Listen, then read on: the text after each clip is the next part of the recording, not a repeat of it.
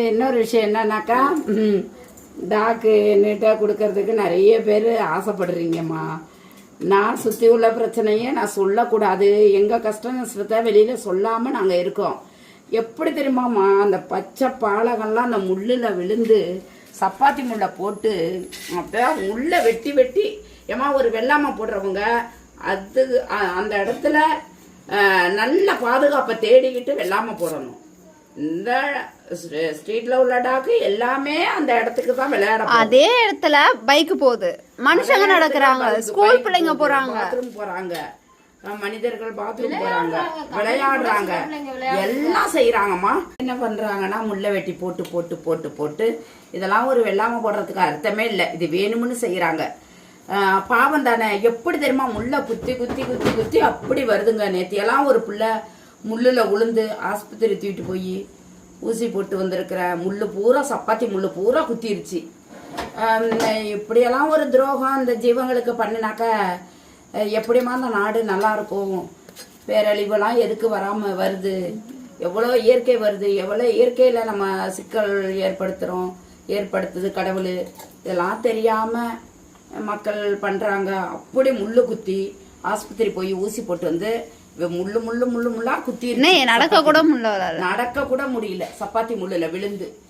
ஏமா என்ன சொல்றேன்னாக்கா, பிடிக்கலண்ணா நானும் கேட்டேன் அந்த இடத்த வாடகைனாலும் வாங்கிக்கோங்க, இந்த பிள்ளைங்க நாங்கள் வேற இடம் மாறுற வரைக்கும் கொஞ்சம் சேஃப்டியாக விளாண்டுட்டு போகுது, இதுக்கான வாடகை தர்றோம் அப்படின்னு நாங்கள் கூட கேட்டோம். அந்த இடத்த கொடுக்க மாட்டேன்ட்டாங்க. கொடுக்க மாட்டேன்னு வம்பு பண்ணி எல்லை விதைச்சி விட்டு அந்த பிள்ளைங்க அங்கே தான் போய் விளையாடுதுங்க.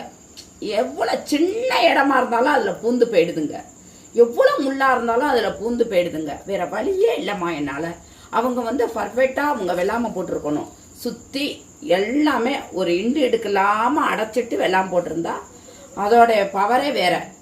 சுற்றி முள்ள முள்ள முள்ள முள்ள அடைச்சிக்கிட்டு வெள்ளாமை போட்டால் எப்படிமா அந்த ஜீவங்கள் போகாமல் இருக்கும்? ரொம்ப கஷ்டப்படுறோம்மா, ரொம்ப வேதனைப்படுறேன். இதில் வேற நிறைய பேர் என்னகிட்ட குட்டி இருக்கு, என்கிட்ட 2 வருஷத்து பிள்ளைங்க இருக்கு. தயவு செய்து சொல்றேன், ஒரு டாக்கு கொடுக்கறதா இருந்தா 1 லட்சம் ரூபாய் கொடுங்க. 1 லட்சம் கொடுங்க. ஒரு டாக்கு கொடுக்கணும்னு என்கிட்ட ஆசைப்பட்டா 1 லட்சம் ரூபாய் கொடுங்க. 1 லட்சம் ரூபாய் இல்லாம நான் டாக்கு வாங்க மாட்டேம்மா. யாருக்கிட்ட வாங்கினாலும் 1 லட்சம் இல்லாம நான் வாங்க மாட்டேன். எனக்கு டாக்கு வாங்கறதுக்கு வசதி இல்லை, இடம் இல்லை. இருக்கிற பிள்ளைகளுக்கே இடம் இல்லை விளையாட. ரோட்லயே நிக்குதுங்க அடி வாங்கிக்கிட்டு.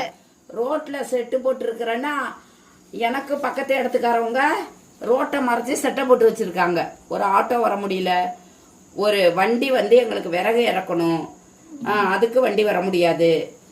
ஆட்டோ ஜாமான் ரோட்ல அங்க நிற்கும், நாங்க போய் அங்கேருந்து தூக்கிட்டு வரணும். எவ்வளோ கெடுதல் நினைக்கிறாங்க. அப்படி எங்களுக்கு இடைஞ்சல் நிறைய கொடுக்குறாங்கம்மா.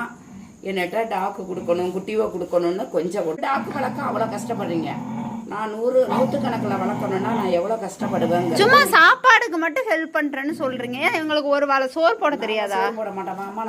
நான் வீட்டு வேலை பார்த்தப்பே நான் 15 டாக்கு 50 டாக்கு சாப்பாடு போட்டவாம்மா. வீட்டு வேலை பார்த்தே நான் 50 டாக்குக்கு சாப்பாடு போட்டேன். எவ்வளோ செலவழிச்சிருக்கிறேன் தெரியுங்களா லாக்டவுன்லாம்.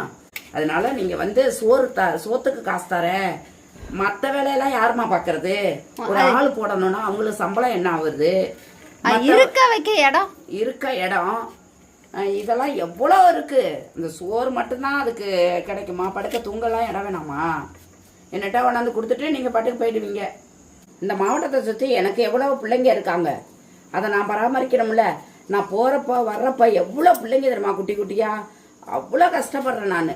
மனநீதியாக கஷ்டப்படுறேன், உடல் ரீதியாகவும் கஷ்டப்படுறேன். நிறைய நாங்கள் ஏன்டா அந்த உலகத்தில் இருக்கிறோம்னு நாங்கள் நினைக்கிறோம் தெரியுங்களா?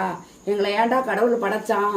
இப்படி நம்ம கஷ்டப்படுறோமே, இப்படி அவஸ்தப்படுறோமே, இப்படி ஜீவங்களாம் வாயில்லாத ஜீவங்கள்லாம், வாய் பேச முடியாத ஜீவங்களுக்கு சாப்பாடு இல்லையே, படுக்க இடம் இல்லையேன்னு நாங்கள் அவ்வளோ கஷ்டப்பட்டுட்டு இருக்கிறோமா. தயவு செய்து அந்தந்த ஊரில் உள்ள பிள்ளைங்களை பராமரிங்க. எல்லாருக்கும் நல்ல உள்ளங்களை கொண்டுட்டு வாங்க. நீங்களும் எல்லாருமே வீட்டுக்கு 2 வளர்த்தா நான் வளர்க்க மாட்டேன். வீட்டுக்கு 2 பராமரிச்சிங்கன்னா இந்த நாட்டில் இந்த பிள்ளைங்க சீரழியாது. எல்லாரும் கண்ட்ரோலுக்கு கொண்டு வந்துடுவோம். வீட்டுக்கு 2 வளர்த்தாலே கண்ட்ரோலுக்கு வந்துடும். அப்படியெல்லாம் பண்ணாமல் அம்மா எங்களை போட்டு ரொம்ப வேதனைப்படுத்துறீங்கம்மா, இங்கே இருக்கு அங்கே இருக்குன்னு. அதனால நீங்கள் உங்கள் ஊரில் பக்கத்தில் அக்கத்தில் கொஞ்சம் அந்த பிள்ளைங்களுக்கு சாப்பாடு வைங்க. சாப்பாடு வைக்கிறவங்கள திட்டுறாங்களா, உடனே ஆக்ஷன் எடுங்க, போய் கம்ப்ளைண்ட் பண்ணுங்க. அதுக்கும் அவங்க நடவடிக்கை எடுக்கலையா, அதுக்கான சட்டத்திட்டங்கள்லாம் இருக்குது, அதை வச்சு நம்ம பேசுவோம்.